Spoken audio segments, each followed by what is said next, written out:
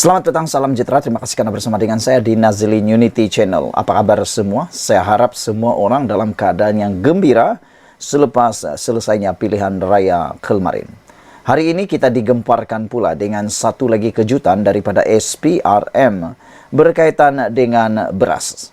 Hari ini kita digemparkan apabila SPRM berjaya membongkar penipuan pembekalan beras berjumlah RM 100 juta. Saudara-saudara sekalian, inilah yang kita kehendaki. Pekerjaan beginilah yang kita kehendaki, prestasi beginilah yang kita kehendaki. Namun persoalan besar daripada kita semua ialah siapa orang yang bertanggung jawab yang menipu pembekalan beras 100 juta ini. Diharapkan tidak ada melibatkan mana-mana orang kenamaan, mana-mana orang yang berpangkat besar atau berpengaruh besar. Saudara-saudara sekalian, dipetik dari FMT, Suruhanjaya Pencegahan Rasuah Malaysia SPRM membongkar kegiatan penipuan sebuah syarikat pembekalan beras di Kedah yang mendapat kontrak membekalkan makanan ruji itu bernilai RM 100 juta. Mengejutkan kita kerana kes ini dibongkar berlaku di Kedah. Tindakan berkenaan menyebabkan kepincangan pengedaran dan penjualan beras, kata laporan ini. Sumber juga berkata pihak itu telah mendapat kontrak pembekalan beras di semenanjung Malaysia daripada sebuah syarikat pertanian milik kerajaan negeri bernilai lebih RM 100 juta setahun, kira-kira 7 tahun lalu. Jelas sumber berdasarkan kontrak itu, syarikat terbabit telah membuat pinjaman bank kira-kira RM 30 juta sebagai pembiayaan projek tersebut beberapa tahun yang lalu. Pengarah syarikat tersebut telah berpakat dengan seorang ahli lembaga pengarah syarikat milik kerajaan negeri tersebut untuk mengesahkan pembelian dan penghantaran sebanyak 28,000 tan beras setahun bernilai lebih RM 100 juta, namun pembekalan tersebut tidak dibuat. Bayangkan perbuatan ini betapa jijik dan jahatnya. Kalau benar ini betul-betul berlaku dan didakwa didapati bersalah, memang kita patut kutuk perbuatan ini.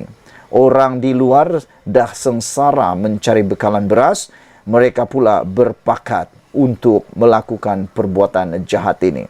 Yang lebih menyedihkan kita ialah, menurut laporan ini, seorang ahli lembaga pengarah syarikat milik kerajaan negeri. Bayangkan, ini bukan swasta tetapi milik kerajaan negeri, untuk menghasilkan pembelian dan penghantaran sebanyak 28,000 tan beras setahun bernilai RM 100 juta. Tetapi rupa-rupanya pembekalan tersebut tidak dibuat. Mereka berpakat, ini pakatan paling jahat pernah kita dapati hari ini. Syarikat itu dikatakan telah pun menerima amount kira-kira 30 juta ringgit itu menerusi beberapa transaksi katanya. Katanya suspek terbabit juga dikatakan telah mengemukakan dokumen yang mempunyai butiran matan palsu kepada pihak bank untuk proses permohonan pembiayaan pinjaman. Sementara itu, pengarah kanan SPRM Hishamuddin Hashim ketika dihubungi mengesahkan siasatan yang dibuat mengikut Seksyen 18 Akta SPRM 2009. Dengan pembongkaran dan laporan ini, kita harapkan semua orang yang terlibat, yang membuat atau cuba buat atau pernah buat atau sedang buat perbuatan-perbuatan jahat seperti ini, cepat-cepatlah bertaubat atau anda akan ditaubatkan oleh undang-undang Malaysia. Negara kita ini undang-undang, dan saya sangat setuju, kita salute, kita kagum, kita hormati tindakan dan kehebatan kejayaan SPRM ini membongkar penipuan pembekalan beras RM 100 juta. Yang menariknya, ianya berlaku di Kedah, dan yang lebih menarik lagi ialah sumber itu berkata pihak itu telah mendapat kontrak pembekalan beras di semenanjung Malaysia daripada sebuah syarikat pertanian milik kerajaan negeri. Bayangkan, ini sebuah syarikat pertanian milik kerajaan negeri bernilai RM 100 juta setahun, dan jelas sumber lagi berdasarkan kontrak itu, syarikat terbabit telah membuat pinjaman bank kira-kira 30 juta sebagai pembiayaan projek. Pengarah syarikat tersebut telah berpakat, ini yang paling menyakitkan hati kita. Pengarah syarikat tersebut telah berpakat dengan seorang ahli lembaga pengarah syarikat milik kerajaan negeri tersebut untuk mengesahkan pembelian dan penghantaran sebanyak 28,000 tan beras setahun bernilai lebih 100 juta ringgit, namun pembekalan tersebut tidak dibuat. Sekian dulu untuk kali ini. Jangan lupa tinggalkan komen Anda, sila tekan butang subscribe. Malaysia kita punya, kita juga sama-sama cintai Malaysiaku. Bye-bye. Selamat malam, salam sejahtera. Terima kasih karena bersama dengan saya di Nazilin Unity Channel. Akhirnya Anwar Ibrahim tampil bersuara, memberikan komen untuk kemenangan yang paling ditunggu-tunggu oleh rakyat Malaysia, yaitu DUN Pelangai. Anwar Ibrahim kata, kemenangan Amizar meniup semangat pada kerajaan perpaduan. Perdana Menteri Datuk Seri Anwar Ibrahim merakamkan ucapan tahniah kepada calon Barisan Nasional BN, Datuk Amizar Abu Adam yang memenangi pilihan raya kecil PRK Dewan Undangan Negeri Pelangai semalam. Dalam perkongsian menerusi Facebook beliau, Anwar berkata kemenangan itu menjadi kesinambungan kecemerlangan di Parlimen Pulai dan Dewan Undangan Negeri Simpang Jeram. Hasil kesepaduan kerajaan atau kerjasama rakan-rakan dalam kerajaan perpaduan yang berjaya mendobrok naratif fitnah dan perkauman sempit, kata beliau. Ia juga meniup semangat kepada kerajaan perpaduan untuk terus merancangkan agenda pembangunan negara demi kesejahteraan rakyat berlandaskan kerangka ekonomi madani menurut catatan itu. Perdana Menteri turut mengucapkan terima kasih kepada pengundi yang terus memberi kepercayaan kepada kerajaan perpaduan serta menzahirkan penghargaan kepada barisan jentera yang menjadi tulang belakang kepada kejayaan itu. Semalam, Amizar, 53 tahun yang juga ahli jawatan kuasa UMNO Bentong, memenangi kerusi Pelangai dengan majoriti 2,949 undi. Beliau memperoleh 7,324 undi, menewaskan calon Perikatan Nasional PN, Kasim Samad yang mendapat 4,375 undi, dan calon bebas Hasli Helmi yang hanya meraih 47 undi, sekaligus hilang uang deposit. Sekian dulu untuk kali ini. Jangan lupa tinggalkan komen Anda untuk isu kali ini. Kita jumpa lagi. Bye-bye. Selamat petang, selamat malam. Kita jumpa lagi. Saudara-saudara sekalian, sepanjang hari saya menunggu, mencari. Saya berusaha untuk mendapatkan komen daripada Muhyiddin Yassin, pengerusi Perikatan Nasional, Presiden Parti Bersatu. Kita nak tahu apa komen daripada Muhyiddin selepas kalah dalam PRK DUN Dewan Undangan Negeri Pelangai semalam. Korek punya korek, cari punya cari di media sosial, di berita-berita utama. Akhirnya kita jumpa juga komen daripada Muhyiddin Yassin selepas kalah di pilihan raya PRK DUN Pelangai. Nak tahu apa komen dia? Muhyiddin kata menang di Pelangai, tapi undi majoriti BN merosot. Ini adalah menurut sabudin.com satu cara untuk menyedapkan hati sendiri. Walaupun kalah, tetapi masih menganggap Barisan Nasional kalah. Walaupun menang, tapi Perikatan Nasional kalah tetapi menang. Itulah yang dipanggil doktrin menyenangkan hati. Meskipun PN tewas pada pilihan raya PRK DUN Pelangai semalam, namun gabungan itu menunjukkan pencapaian yang lebih baik berbanding pilihan raya umum PRKU 15, kata pengerusinya Muhyiddin Yassin.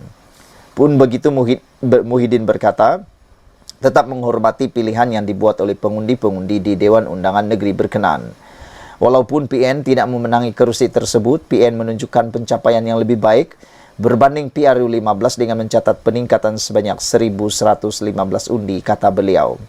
Majoriti yang diperoleh LBN pula merosot daripada 4,048 dalam PRU 15 kepada 2,949 dalam PRK kali ini, katanya dalam kenyataan media malam tadi. Ada netizen menjawab, mungkin kemerosotan bilangan majoriti itu bukan sebab mereka memilih Perikatan Nasional, tetapi mungkin tak hadir mengundi, kata mereka. Mungkin yang hadir mengundi pertambahan 1,000 undi terhadap Perikatan Nasional itu ialah orang-orang yang mengundi baru, terutamanya orang-orang muda. Tetapi kekurangan majoriti sebanyak 900 terhadap Barisan Nasional mungkin tak turun mengundi kerana faktor-faktor uzur ataupun dah boring mengundi dan mengundi, kata netizen. Jadi tidak semestinya Perikatan Nasional menang dalam kalah, kata mereka. Macam itulah. Dalam pada itu Muhyiddin juga yang juga Presiden Bersatu mendakwa keputusan PRK Dun Pelangai juga menunjukkan BN gagal menambah sokongan walaupun bergabung dengan PH.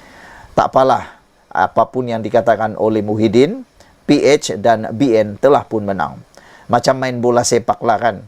Walaupun kita menang 1-0, tetap dipanggil menang. Walaupun kita menang dengan tendangan penalti 4-3, tetap juga menang. Yang kalah tetap menangis dan menangis.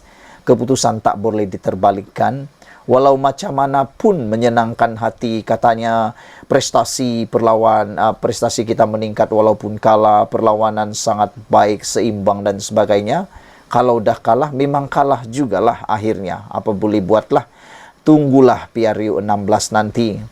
Ini kata Muhyiddin walaupun seluruh jentera serta sumber kerajaan dikeras secara terang-terangan untuk membantu kempen BN. Saya percaya seperti mana tren dalam pilihan raya negeri PRN dan siri PRK sebelum ini, tidak berlaku pemindahan undi yang ketara antara PH dan BN, kata beliau. Sebaliknya, yang berlaku ialah peralihan sokongan kepada PN terutamanya dalam kalangan pengundi Melayu, kata bekas Perdana Menteri itu. Keputusan PRK Dun Pelangai semalam menyaksikan calon BN Amizar Abu Adam berjaya mempertahankan kerusi itu dengan majoriti atau memperoleh undi 7,324 undi atau 62.37%. Sekian dulu untuk kali ini. Jangan lupa tinggalkan komen Anda. Sila tekan butang subscribe Malaysia Kita Punya. Kita jaga sama-sama cintai Malaysiaku. Bye-bye. Selamat malam, salam sejahtera. Terima kasih kerana bersama dengan saya di Nazlin Unity Channel. Selepas beberapa jam kemenangan diumumkan di PRK Pelangai, akhirnya timbul satu lagi desas-desus yang mungkin melucukan buat kita. Terketawa jugalah kita melihat ini kan. Kita dengar bila orang menang, orang bersorak. Tapi bila orang kalah, ada yang tak boleh terima. Antaranya, macam Perikatan Nasional. Bukanlah mereka tak boleh terima, tetapi seakan-akan nada mereka agak tak boleh terima. Ini dipetik daripada sabudin.com dengan tajuk Perikatan Nasional tidak mahu dikata kalah di Pelangai. Mereka kalah dalam menang kononnya. Anda faham maksudnya? Maksudnya begini, PN tidak mahu dikata kalah di Pelangai. Mereka tak mahu disebut sebagai orang yang kalah. Loser, tak nak disebut sebagai loser. Tapi mungkin mereka mahu disebut sebagai win as a loser. Tak tahulah, saya tak berapa pandai Inggeris lah. Menang walaupun kalah. Macam itulah mungkin agak-agaknya. Seronok juga bercampur geli hati pun ada juga. Bila membaca pelbagai ulasan dan reaksi para pemimpin PN serta penyokong gabungan itu berkenan keputusan PRK Dun Pelangai yang diumumkan malam semalam. Walaupun sudah sah, Perikatan Nasional kalah dengan kekurangan undi 2,949 kepada Barisan Nasional yang mewakili Kerajaan Perpaduan, tetapi mereka, termasuk Muhyiddin sendiri, masih berusaha menyedapkan hati sendiri, seolah-olah mereka tidak kalah dalam PRK tersebut. Dalam arti kata lain, hakikat kalah itu masih enggan diterima secara mutlak. Setidak-tidaknya, yang boleh diterima barangkali ialah PN kalah dalam menang kononnya. Antara cubaan menyedapkan hati sendiri itu dan mentafsirkan kalah dalam menang itu ialah dengan mengatakan majoriti yang dimenangi BN berkurangan jika dibandingkan kemenangan sebelumnya. Peningkatan sokongan BN hanya sebanyak 16 undi jika dibandingkan PRU 15. Walhal, BN sekarang sudah bekerjasama dengan PH. Perolehan undi PN yang melonjak sebanyak 1,115 undi serta berjaya meraih sokongan undi Melayu di kawasan Felda. Mereka juga menyebut oleh kerana BN dan PH sudah bekerjasama, di mana pada PRU 15 lalu, campuran undi kedua-duanya berjumlah 9,339, tetapi dengan hanya memperoleh undi sebanyak 7,324 pada PRK kali ini, maka BN telah ditafsirkan tidaklah menang dalam erti kata yang sebenarnya. Kata mereka lagi, dengan peningkatan undi diperoleh BN hanya berjumlah 16, 7,308 undi pada PRU 15 dan 7,324 undi pada PRK, di samping majoriti kemenangan pula menurun daripada 4,048 kepada 2,949, artinya kerjasama BN dengan PH tidak memberi kesan cukup baik kepada kerajaan perpaduan. Walaupun menang, kata mereka, BN sebenarnya boleh dianggap telah kalah atau menang dalam kalah. Geli jugalah membaca ulasan itu kan. Geli hati, lucu juga rasa-rasanya. Tapi Anda pernah nampak bola sepak? Bola sepak, dia menang 1-0 pun dia tetap menang. Dia menang 5-0 pun dia tetap menang. Dia menang tendangan penalti 4-3 pun dia tetap menang. Menang tetap menang, kalah tetap kalah. Terima ajalah kekalahan itu ya. Seterusnya dengan membandingkan peningkatan undi Perikatan Nasional sebanyak 1,115, ada pemimpin mereka berhujah bahawa Pakatan Harapan BN masih belum selamat nasibnya pada PRU 16 akan datang. Kemudian mereka juga berhujah kemenangan BN juga dicapai kerana banyak janji, bantuan dan malah dikatakan Menteri Besar Pahang Wan Rosdiwan Ismail setiap hari berkampung di Pelangai sejak hari penamaan calon lagi. Sebab itulah BN menang, kalau tidak belum tentu juga tambah mereka. Rasa-rasanya sehingga 2-3 minggu lagi pun kita masih boleh mendengar hujah kalah dalam menang daripada pemimpin dan penyokong PN ini. Apabila bercakap berkenan PRK Pelangai, sungguh lucu.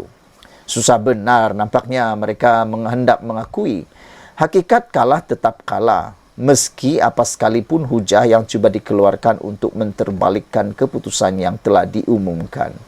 Bahkan, jika siang malam mereka bercakap dengan hujah yang sama, keputusan PRK Pelangai tetap sama seperti yang diumumkan dan tidak mungkin boleh berubah lagi. Cuma, satu perkara saja perlu PN sedar. Tak kisahlah undi mereka meningkat, majoriti BN menurun, jumlah undi Amizar Abu Adam yang mewakili kerajaan perpaduan hanya bertambah 16 undi atau apa sekalipun, lawan daripada gabungan PH dan BN inilah yang perlu mereka hadapi pada PRU 16 akan datang. Meskipun majoriti kemenangan BN menurun dan undi BN juga tidak banyak bertambah, dengan majoriti 2,949 itu, bolehkah PN menukarkannya menjadi kemenangan kepada mereka bila PRU diadakan 4 tahun lagi? Jika tiada harapan untuk menukarnya, bukan saja di Pelangai, tetapi juga di banyak kawasan pilihan raya lain, komposisi pengundinya hampir sama. Senang cerita, kalah kali ini dan PN bakal kalah lagi pada PRU 16 nanti. Ditulis oleh sabudinhusin.com. Sekian dulu untuk kali ini. Jangan lupa tinggalkan komen Anda, tekan butang subscribe dan dilarang senyum-senyum. Jangan kau ketawa-ketawa walaupun melucukan komen tersebut. Kita jumpa lagi. Bye-bye.